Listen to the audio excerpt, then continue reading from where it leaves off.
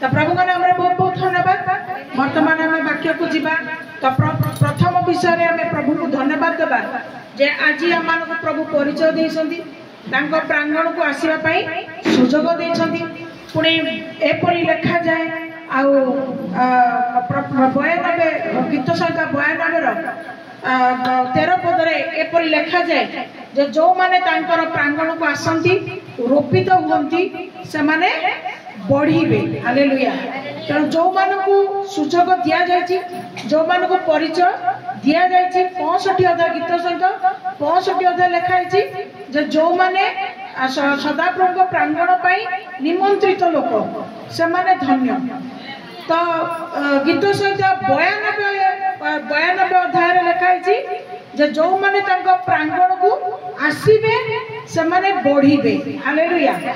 तेणु प्रभु प्रांगण को आसीबार सुजोग ऑलरेडी दे सारी माने जे परिचय पाइछि से तांको प्रांगण को आसीबो। तेणु जे प्रांगण को आसीबो से दिन पर दिन बढ़ीबो। हालेलुया।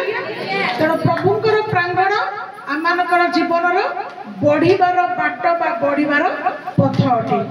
आज दिन आमानकर ईश्वर देई अछंती जदि आपण माने न्यूज चैनल गुड़ा को देखुथिबे तबे आपण माने जानुथिबे जे जतिकी आउ समस्या आज पानी द्वारा तो सेतिकी समस्या आज सोशल मीडिया जोड़ा कि आपनकर यूट्यूब चैनल आपनकर इंस्टाग्राम आउ कोन व्हाट्सएप फेसबुक ए सब जो सोशल मीडिया सब अच्छी माने ता प्रति वर्तमान लोक मानकर एते प्रेम आउ एते आग्रह ता पर रहिछि जे ता पर निर्भर एते माने रहिछथि जे जदि ता सेटार कोनोसी प्रकार कटबंदी माने ताको जदि कोनोसी प्रकार बंद करा जाए तो लोक माने को प्रकार उत्तेजना रे समस्या को सृष्टि करि पारंती ताको हमें नेपाल रो अंचल रे हमें देखि पारुछु माने को भयंकर परिस्थितिटा उपजिला। तेणु प्रभुंकर नाम रे बहुत बहुत धन्यवाद जे आमे माने से अन्य मानक भली जगतर ए प्रकार जोड़ा सब आत्मा को नष्ट करुच्ची जीवन को नष्ट करुच्ची से गुड़िक प्रति आम आग्रह प्रकाश न करी आम प्रभु प्रति जब आग्रह प्रकाश करवा निकटवर्ती होगा आशीर्वाद को पाइबा। तेणु प्रभुंर प्रत्येक दिन द्वारा निर्मित होम प्रत्येक दिन प्रभु रे आनंद करवा सकाल बिछणार उठू उठू गोटे विषय को कहवा जे आज दिन सदा प्रभु मो पाई निर्माण करी मु आनंदित अटे। हालेलुया। हालेलुया। तेणु ईश्वर को तेणु आज माने ए विषय किए कहि परिबा जे सत्य ईश्वर को जानि छी तबे हम से वाक्य को जीवा जगतर आत्मा आउ पवित्र आत्मा जगतर विषय को भल कि बुझी पारिबे किंतु जो माने पवित्र आत्मा अर्थ पवित्र शक्ति बा पवित्र ईश्वर को विश्वास करती से माने ईश्वर आत्मा पाती आ जो माने ईश्वर आत्मा को पाइबे से माने ईश्वर जनित सब प्रकार विषय को बुझी पारिबे जानि पारिबे बा अनुभव को मध्य करि पारिबे। हालेलुया। तबे वाक्य को हम जिबा प्रथम कोरिन्थियो 2 अध्याय 12 पद 14 पद जेपरि ईश्वर द्वारा आम्भ मानको अनुग्रह रे दत्त विषय गुड़िक आम्भे माने जानि पारु एतिपई आम्भे माने जगतर आत्मा न पाई आमे जगतर आत्मा न पाई ईश्वर को आत्मा पाई अछु आमे ईश्वर आत्मा पाई अछु। केते जण आज आपण माने निज निज को परीक्षा करी आ बुझी पारुछंदी बा जानि पारुछंदी बा अनुभव करि पारुछंदी जे आपण माने ईश्वर आपण मानक पाखरे ईश्वर आत्मा अछि ना आपण मानक पाखरे जगतर आत्मा अछि। केते जण निज निज को परीक्षा करी आपण माने बुझी पारुछंदी जे ना मु ईश्वर आत्मा पाइछि ना मु जगतर आत्मा पाइछि। को प्रकार आपण माने अनुभव करछन आपण जगतर आत्मा पाइछंती ना ईश्वरीय आत्मा पाइछंती ईश्वर आत्मा पाइछंती। तेबे जो माने ईश्वर आत्मा पाइछंती से माने तांकर काम कोन से माने ईश्वर द्वारा बा ईश्वर अनुग्रह द्वारा जो सब विषय आम मान को दिया जाई अछि बा आम मान को पाई करा जाई अछि तार गभीररु गभीर मूल्य बा महत्व विषय को से बुझी परिबो। Hallelujah hallelujah. आ जे बुझी परिबो से कोन करिबो से तार विश्वस्ततार केबेला पछकु फेरिबो नाही, से तार स्वार्थ चेष्टा करिबो नाही, मात्र से ईश्वर आत्मा पाइतिबा सकाशु से कोन करिबो ईश्वर जनित ईश्वर इच्छा को पालन करिबो एवं ईश्वर इच्छा अनुसार से कोन करिबो गमन करिबो। Hallelujah hallelujah. तेबे आपण माने ईश्वर आत्मा पाइछन्ती बोली जदी भाबुछन्ती बा चिंता करूछन्ती बा अनुभव करूछन्ती तेबे कोन प्रभु यीशु कोन आपण मानको पाखरु चाहुछन्ती ताहा आपण माने करूछन्ती, ताको इच्छा जाने आपण माने करूछन्ती ना निजर इच्छा जाने आपण माने ता करूछन्ती। आपण निज इच्छा अनुसार समस्त कार्य को करूछन्ती ना प्रभुଙ୍କର इच्छा कोन जानिबा को पारुछन्ती, जानि पारुछन्ती पुणी करूछन्ती बा जदी जानि पारु नाहंती ताले खोजिबा पई आपण माने चेष्टित अछन्ती कोनटा आपण करूछन्ती। तो प्रश्न पचाले हुए तो आपण माने कहि परिबे नाही, किंतु वाक्य लिखा जाए आमे जतने आमे निज निज को परीक्षा करू तबे हमर कोठी कोन त्रुटि अछि ताहा आमे जानि पारू केमिति ना जतबेला आमे वाक्यर ज्ञान प्रचुर भाबरे हम भीतर आमे संचय करू, कारण वाक्य ही हमनकर दोष दुर्बलता को देखैबा पई सहाय्य करे। तेणु वाक्य पढ़िबा सुनिबा बुझिबा संचय करिबा द्वारा ही आमानकर भूल त्रुटि जीवन सब बा जागतिक विषय सब परिवर्तन हेबा पई सहाय्य सहयोग प्रदान करथाय। Hallelujah hallelujah.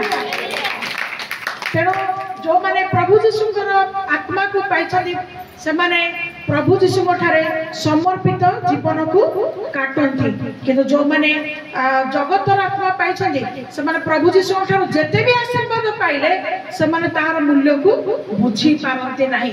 तार एई तो पदस लिखा जाए जक कहे आउ आउ, बंध्या कहे आउ आउ, अग्नि कहे आउ आउ, पाताल कहे आउ आउ। तार अर्थ से कौनसी विषय संतुष्ट हुए नहीं, किंतु जे प्रकृति प्रभु को प्रेम करी तांकर निकटवर्ती तांकर आत्मार भाव को जाने से अल्प पाइले मध्य बहुत आनंदित हुए। हालेलुया। कोन आज हमें प्रभु यीशु पाखु आसीबाठु कोन हमें किछि ना किछि पाई चलीचु कि पाई चलीचु पाईचु पाउचु आसंता दिन मंदिर पाइबा को जाउची। हालेलुया। से मां कोन साक्ष्य देले, से मां साक्ष्य देले पत्थर कुड़िया घरे रहउतली, किंतु जेबेटु मो प्रभु यीशु मु जानिली मोर छोट छोट पिला थिले मो स्वामी को छाड़ी के चली गले, मो छोट छोट पिला मन को दुख करिकरी पत्थर कुड़िया रो घर करिकरी मु चळेइली, किंतु जेबेटु मो प्रभु यीशु को जानिली आज प्रभु मते घर बनैबा पई सहायता कले, मो पिला माने सब काम करिया पई सहायता प्राप्त हले, पुणी ताक पिला माने वर्तमान नष्ट भ्रष्ट जगतर मध्य से माने प्रभावित हेई नांती। तबे सब किछि विषय रे किए तांक पई आश्चर्य कर्म कला प्रभु यीशु। हालेलुया। प्रकृति आज आम एभली अनेक अच्छु दिने आम मान पाखे किसी नथिला, किंतु प्रभु यीशु विश्वास करबा परठु आनंद करबा परठु तांको पाखे भरोसा करबा परठु विश्वास करबा परठु आ दिन पर दिन से आमानक पई उपकारमूलक आश्चर्य कर्म मान करूछथि, एणु आमे माने तांको पाखे आनंदित अटु। हालेलुया। तापरे कोन लिखा अछि 12 पद में पढिले 14 पद रे देखिबा, किंतु सांसारिक मनुष्य देखो तो जो माने सांसारिक मनुष्य से माने संसार आत्मा को पाइताते। हां ईश्वरक आत्मा को विषय गुडी को ग्रहण करे नहीं, से माने ईश्वर आत्मा विषय गुडा को से माने आत्मा ईश्वर आत्मा विषय गुडा को ग्रहण करि पारंती नहीं, कारण सही सब ताहा निकट रे मूर्खता, सही सब तांका निकट रे मूर्खता, पुणी से सही सब बुझी पारे नहीं, से सब बुझी परिबो नाही, जेणु सही सब आत्मिक भाव रे विचार करा जाए, एडा सब आत्मिक भाव रे विचार करा जाए। हालेलुया। जो माने सांसारिक बोला से माने ईश्वर आशीर्वाद रो मूल्य को बुझी परिबे नाही, से माने ईश्वर आह्वान को बुझी परिबे नाही, से माने प्रभु को संतुष्ट करबा लागि दिन प्रतिदिन କେବେ ପ୍ରସ୍ତୁତ ହେଇପାରିବେ ନାହିଁ। ମାତ୍ର ଯୋଉମାନେ ଈଶ୍ୱରଙ୍କର ଆତ୍ମା ପାଇବେ ସେମାନେ ପ୍ରତ୍ୟେକଟି ବିଷୟରେ ଆନନ୍ଦିତ ହେବେ। ପ୍ରଭୁଙ୍କୁ ସନ୍ତୁଷ୍ଟ କରିବା ପାଇଁ ପ୍ରଭୁଙ୍କ ପାଖରେ ବିଶ୍ୱସ୍ତତାର ଜୀବନ କାଟିବେ, କାରଣ ଈଶ୍ୱର ସେମାନଙ୍କୁ ଅଦ୍ଭୁତ ଆଶ୍ଚର୍ଯ୍ୟ ସ୍ୱର୍ଗଦତ୍ତ ଜ୍ଞାନକୁ ପ୍ରଦାନ କରିବେ। Hallelujah hallelujah. ତେଣୁ ସ୍ୱର୍ଗରୁ ଦତ୍ତ ଜ୍ଞାନ ଯେଉଁମାନେ ପ୍ରାପ୍ତ ହେବେ ସେମାନେ ତାଙ୍କର ଉଦ୍ଦେଶ୍ୟ, ତାଙ୍କର ଯୋଜନା, ତାଙ୍କର ଆଶୀର୍ବାଦ ସେ ସବୁକୁ ସେମାନେ ବୁଝିପାରିବେ। ତେବେ ଆଜି ପ୍ରଭୁଙ୍କର ଉଦ୍ଦେଶ୍ୟ ବା ଇଚ୍ଛା ଆମମାନଙ୍କ ଜୀବନରେ କଣ ତାହା କଣ ଆମେ ବୁଝିପାରୁଛୁ କି? ଆପଣମାନେ ସମସ୍ତେ ବୁଝିପାରୁଛନ୍ତି? ବୁଝିପାରୁଛନ୍ତି? ବୁଝିପାରୁଛନ୍ତି? କାହିଁକି ନା ଜଗତରେ ଆଜି ଅନେକ ଏପରି ଲୋକମାନେ ଅଛନ୍ତି ସେମାନେ କେବଳ ଈଶ୍ୱରଠୁ ଆଶୀର୍ବାଦର ଲାଭର କାରଣକୁ ଖୋଜନ୍ତି, କିନ୍ତୁ ପ୍ରଭୁ ଆମ ପାଇଁ କଣ ଚାହାନ୍ତି? ପ୍ରଭୁ ପରିଚୟ ଯୋଉ ଦେଇଛନ୍ତି, ପ୍ରଭୁ ଆମମାନଙ୍କ ପାଖରୁ କଣ ଚାହାନ୍ତି? ଲାଭ ବି ପାଅ, ଅନନ୍ତ ଜୀବନ ପାଅ। ଲାଭ ବି ପାଅ, କିନ୍ତୁ ସବୁଠୁ ବଡ ବିଷୟ ଯାହାକି କେହି ଦେଇପାରିବ ନାହିଁ ସେ ବିଷୟଟା ପ୍ରଭୁ କହୁଛନ୍ତି, ତୁମେ ମୋ ଠାରେ ରହି ବିଶ୍ୱାସ କରି ଆନନ୍ଦରେ ରହି ତୁମେ ତାହା ପାଅ, ମୋ ଠାରୁ ପାଅ, ଆଉ ତାହା ହଉଛି ଅନନ୍ତ ଜୀବନ। ହାଲେଲୁୟା। କିନ୍ତୁ ଅନନ୍ତ ଜୀବନ ବିଷୟରେ ଜାଗତିକ ଲୋକ, ସଂସାରର ଲୋକମାନେ ବୁଝିପାରିବେ ନାହିଁ। ସେମାନେ ଖାଲି କଣ ବୁଝିବେ? ସେମାନେ ଖାଲି ବୁଝିବେ ଯେ ପ୍ରଭୁ ଯୀଶୁ ଯେମିତି ମାନେ ବହୁତ ଲୋକ ଶୁଣନ୍ତି ଯେ ପ୍ରଭୁ ଯୀଶୁ ନାମରେ ବିଶ୍ୱାସ କଲେ ବହୁତ କିଛି ଆଶ୍ଚର୍ଯ୍ୟ କର୍ମ ହୁଏ। ସେମାନେ କେବଳ ଆଶ୍ଚର୍ଯ୍ୟ କର୍ମକୁ ପାଇକା ପ୍ରଭୁଙ୍କ ଠାରେ ଆଶା ରଖନ୍ତି, କିନ୍ତୁ ପ୍ରଭୁ ତାଙ୍କ ଲୋକମାନଙ୍କ ପାଖରେ କଣ ଆଶା ରଖନ୍ତି? ଯେପରି ସିଏ ଗଭୀର ବିଷୟକୁ ବୁଝିପାରିବ, ସେ ଆତ୍ମାଙ୍କ ବିଷୟକୁ ବୁଝିପାରିବ ଏବଂ ସିଏ ଅନନ୍ତ ଜୀବନ ପାଇବା ପାଇଁ ନିଜକୁ ପ୍ରସ୍ତୁତ କରିବ, ଆଉ ପ୍ରଭୁଙ୍କ ଉପରେ ନିର୍ଭର କରିବ, ଆଉ ପ୍ରଭୁଙ୍କ ସହିତ ତାର ସମ୍ପର୍କକୁ ବାନ୍ଧିକି ସେ ତାଙ୍କ ସହିତ ଲାଗିକି ରହିବ। ହାଲେଲୁୟା। ଆଜି ପ୍ରଭୁଙ୍କ ସହିତ ଆପଣମାନେ ଲାଗିକି ରହିବା ପାଇଁ ଚାହିଁଛନ୍ତି ନା ଆପଣମାନଙ୍କର ମନସ୍କାମନା ପୂର୍ଣ୍ଣ ହେଲା ପରେ ଆପଣମାନେ ତାଙ୍କୁ ଛାଡି ଚାଲିଯିବେ, ଭୁଲିଯିବେ? ଲାଗିକି ରହିବେ। ଯଦି ଲାଗିକି ରହିବେ ତାହେଲେ ବାକ୍ୟ ଆଜି କଣ କହୁଛି? ତାଙ୍କର ଗୃହରେ ଆମକୁ ରୋପଣ ହେବାକୁ ପଡିବ, ଅର୍ଥ ତାଙ୍କର ସହିତ ସମ୍ପର୍କ ସ୍ଥାପନ କରିବାକୁ ହେଲେ ତାଙ୍କ ସ୍ଥାନରେ ଆମମାନଙ୍କୁ ପୋତି ହେବାକୁ ପଡିବ, ଲାଗିକି ରହିବାକୁ ପଡିବ, ତେବେ ଯାଇକି ଆମେ ଆମର ଜୀବନରେ ବଢିପାରିବା। ହାଲେଲୁୟା। ତାପରେ ଆମେ ଦେଖିବା ହିତୋପଦେଶ 19 ଅଧ୍ୟାୟ 21 ପଦ 23 ପଦ। ମନୁଷ୍ୟର ମନରେ ନାନା ସଂକଳ୍ପ ଥାଏ। ମନୁଷ୍ୟ ମନରେ ବହୁତ ପ୍ରକାର ସଂକଳ୍ପ ଅର୍ଥ ଯୋଜନା ଗୁଡ଼ିକ ଥାଏ, ମାତ୍ର ସଦାପ୍ରଭୁଙ୍କର ମନ୍ତ୍ରଣା ସ୍ଥିର ହେବ। କିନ୍ତୁ ସଦାପ୍ରଭୁଙ୍କର ମନ୍ତ୍ରଣା, ସଦାପ୍ରଭୁ ଯାହା ଚାହିଁବେ ତାହା ହିଁ। ଆଚ୍ଛା 19 ଅଧ୍ୟାୟ 21 ଏଇଟା ଲେଖା ହେଇଛି ନା? ଭୟ ରଖେ। ଆଚ୍ଛା ଆଚ୍ଛା ଆଚ୍ଛା 19 ପଦରେ ଲେଖାଗଲା ଯେ ଯୋଉମାନେ ମଣିଷର ଅନେକ ପ୍ରକାର କଣ ଥାଏ? ନାନା ପ୍ରକାର ସଂକଳ୍ପ ଥାଏ। ନାନା ପ୍ରକାର ସଂକଳ୍ପ, ଭାବନା, ଚିନ୍ତା, ଯୋଜନା ବହୁତ କିଛି ଥାଏ, କିନ୍ତୁ ସଦାପ୍ରଭୁଙ୍କର ମନ୍ତ୍ରଣା ସ୍ଥିର ହେବ। କିନ୍ତୁ ସଦାପ୍ରଭୁ ଯାହା ଚାହିଁବେ ତାହା ହିଁ ହବ। ତମେ ଯେତେ ସ୍ୱପ୍ନ ଦେଖିଲେ, ଯେତେ ବି ଭାବିଲେ, ଯେତେ ବି ଚିନ୍ତା କଲେ, କୌଣସି ବିଷୟରେ ତୁମେ ସେ ପର୍ଯ୍ୟନ୍ତ ଫଳ ପ୍ରାପ୍ତ ହେଇପାରିବ ନାହିଁ ଯେ ପର୍ଯ୍ୟନ୍ତ ଯାହା ତାଙ୍କର ଇଚ୍ଛା ସେ ହିଁ ସେ ତା କରିବେ। ହାଲେଲୁୟା। କାହିଁକି ଆମେ ବେଳେ ବେଳେ ଭାବୁଛୁ, ଦେଖୁଛୁ ଆମ ଜୀବନରେ ଆମେ ବହୁତ କିଛି ବିଷୟକୁ ଅନେକ ସମୟ ଦେଖୁଛୁ ଯେ ଯାହା ବି କଲେ ଆମର ତାହା ବିଫଳ ହଉଛି, କୌଣସି ବିଷୟ ସଫଳ ହଉନାହିଁ। କାଲି ଜଣେ ଭାଇ ଫୋନ କରିଥିଲେ, ସେ ଭାଇ ଅଛନ୍ତି କି ଆସିଛନ୍ତି, ସେ ଗୋଟେ ବିଷୟକୁ କହିଲେ ଯେ ଯାହା ବି କଲେ କାହିଁକି ବିଫଳ ହଉଛି, ସଫଳ ହଉନାହିଁ, ଆଉ ଏଇଟା ଆପଣଙ୍କର ଜଟଣୀ ତ ପ୍ରାର୍ଥନା ଜାଗା ତ? ମୁଁ କହିଲି ହଁ। ନା ତାହେଲେ କେମିତି ହବ? ମୁଁ କହିଲି ଆପଣ ପ୍ରାର୍ଥନାକୁ ଆସନ୍ତୁ। କଣ ସେଇ ଭାଇ ଜଣକ ଆସିଛନ୍ତି ଆଜି? ସେ କାଲି ଫୋନ କରିକି ପଚାରୁଥିଲେ, ଆସିନାହାନ୍ତି।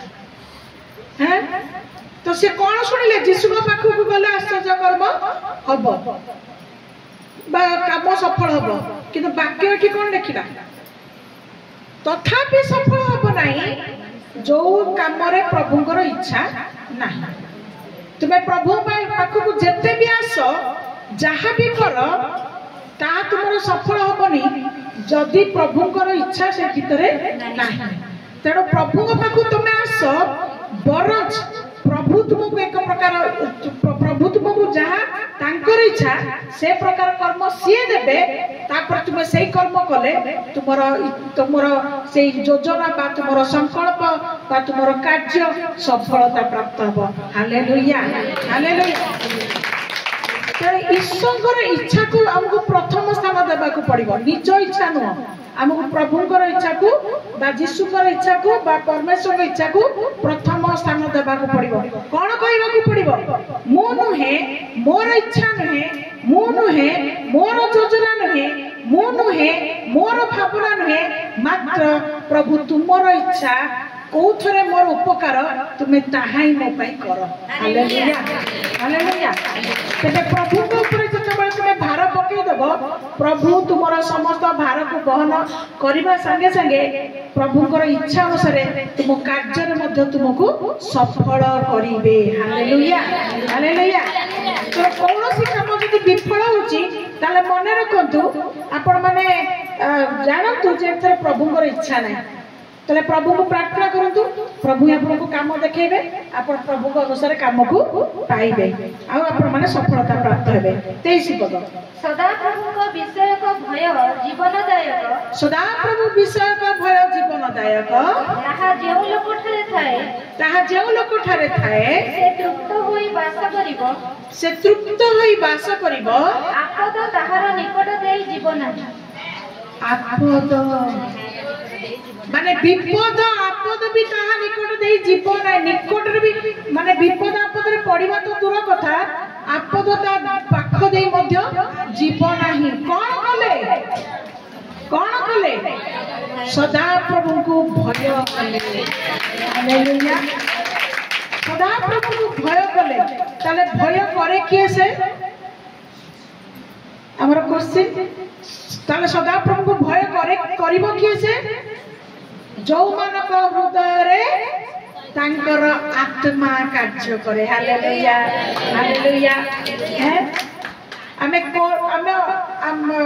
ମୋର କାଲି ଗୋଟେ ଗୃହରେ ପ୍ରାର୍ଥନା ସଭା ଥିଲା, ଆଉ ମୁଁ ସେ ଗୃହରେ ସେ କଥା କହୁଥିଲି ଯେ ଆମର ଜିଭଟା ରେ ହାଡ଼ ନାହିଁ, ତେଣୁ ଆମର ଯାହା ଇଚ୍ଛା ଆମେ ତାହା କହିଦଉ, କିନ୍ତୁ ସେଇ କଥା ଭିତରେ ଈଶ୍ୱରଙ୍କୁ ନେଇକି ବି କିଛି ବିଷୟରେ ଆମର ପାପ ବି ହେଇଯାଏ।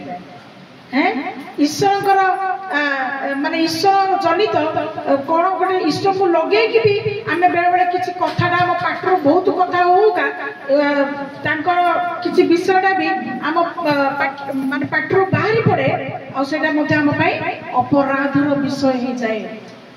ଆଉ ଯଦି ପ୍ରଭୁଙ୍କ ବିରୁଦ୍ଧରେ କିଛି ଅପରାଧ ବିଷୟ ମୁହଁରୁ ବାହାରି ପଡିବ, ତେବେ ସେଇଟା ଆମ ପାଇଁ ଅସୁବାଦ ନା ଅଭିଶାପ ହବ?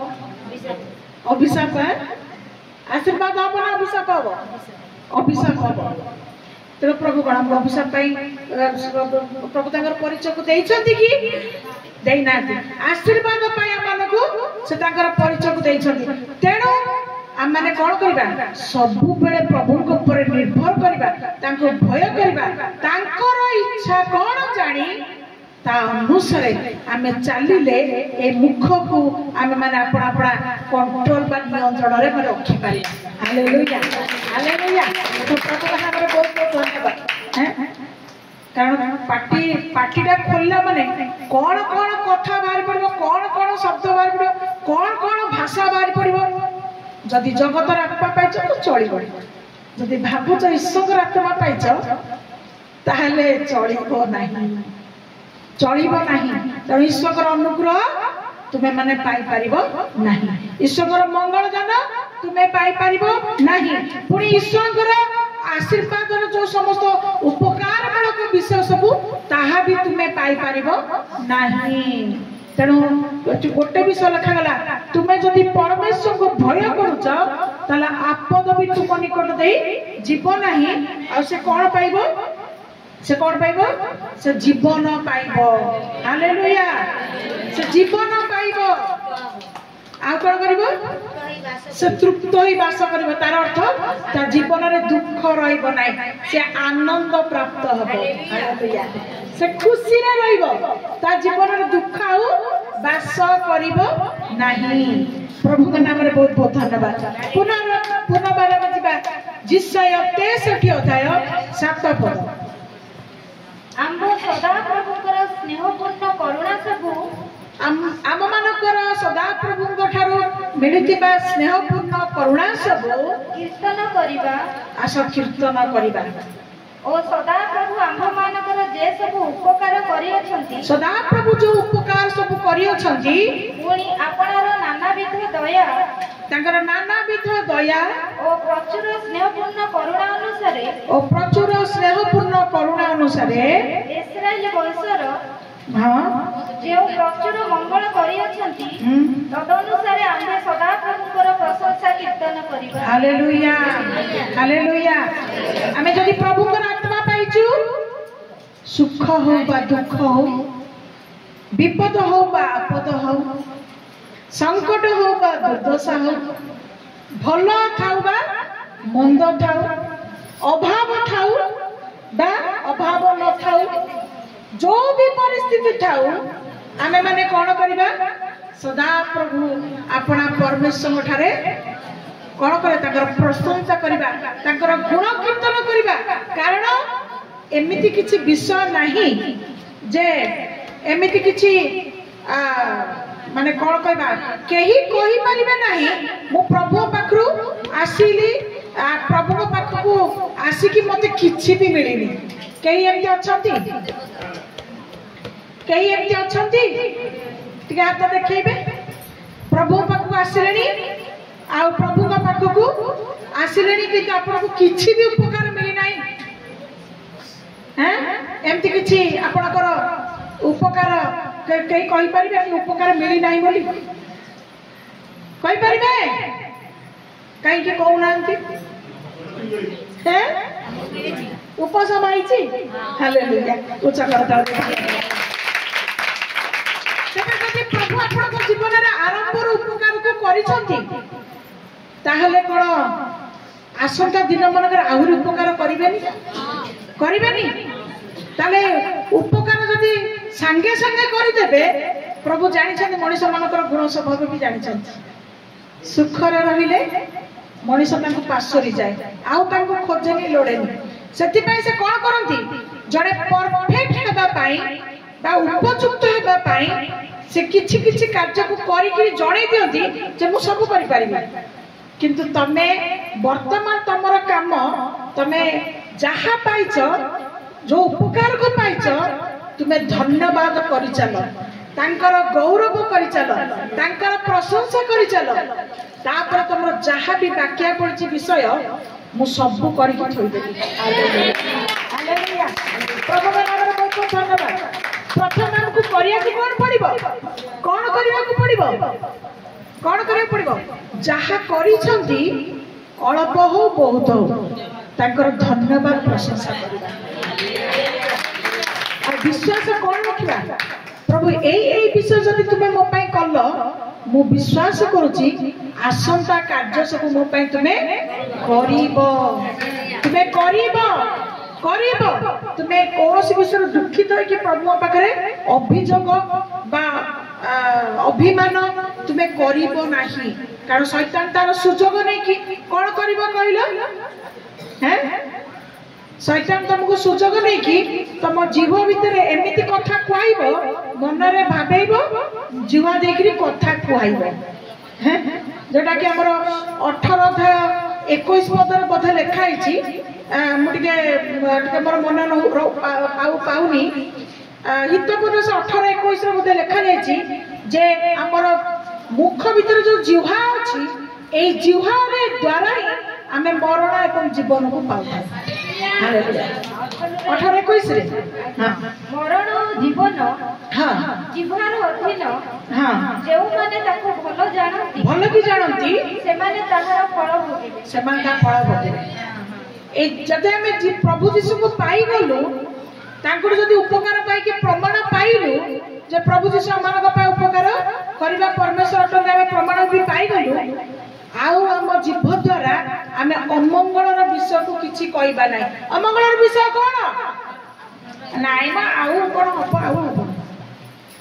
नाई मा आउ कौन किसी मोर परिवार सुधुरब नाई सुधुरबनी नाई मा आउ कौन मो गोड़ हाथ भल हम नाई हबनी हे जगत समस्त बहुत हराण कले मत भारी राग मारे मरीगले भल हाँ सब कह खाली निजक तुच्छ तुच्छ तुच्छ तुच्छ कर कौन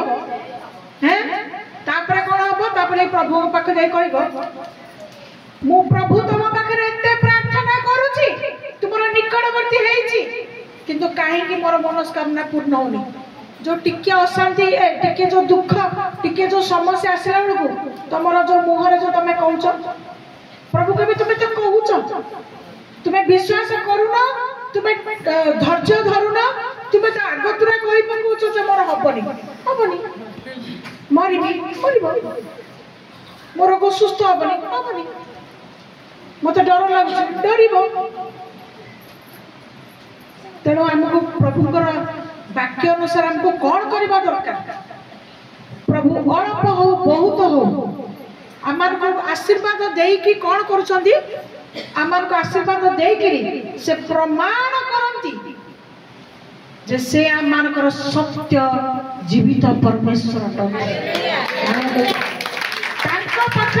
कौन विषय नहीं जे से असंभव को संभव करी न पारिबे एबडी कोनोसी विषय तांका पाखरे नाही जे कोनोसी असाध्य विषय तांका पाखरे साध्य हेई पारिबो नाही बोली जदि किछि विलंब होची ताले भाबंतु प्रभु जदि आपनक जीवन रे अछंती एवं कोनोसी विषय जदि आपनक विलंब होची ता भीतर भी प्रभुकर किछि निर्दिष्ट भलो योजना ही अछि भलो योजना अछि काहे कि तांका विषय कोन लिखा जाय से अमंगल किसी मात्र से आमर मंगल से आज आम परिचय को देते से आज आम को मनोनीत कर प्रांगण को आसपा सुजोग देते उपकार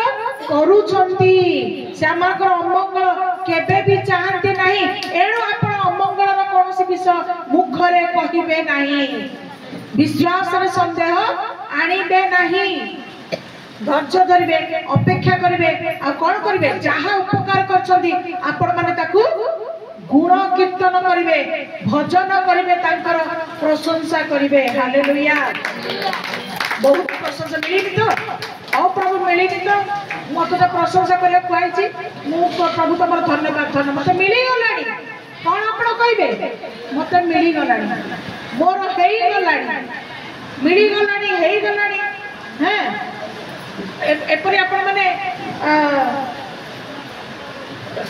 जड़ीटे थिले पकई दिया ऊपर नहीं तो हे गलानी जदि आपण माने कहिबे हे गलानी मिली गलानी मोर हब मते मिलिबो ताले आपण माने जहां मुखरे स्वीकार करिवे ताहा आपण माने पाइबे हालेलुया धन्यवाद प्रभु हालेलुया धन्यवाद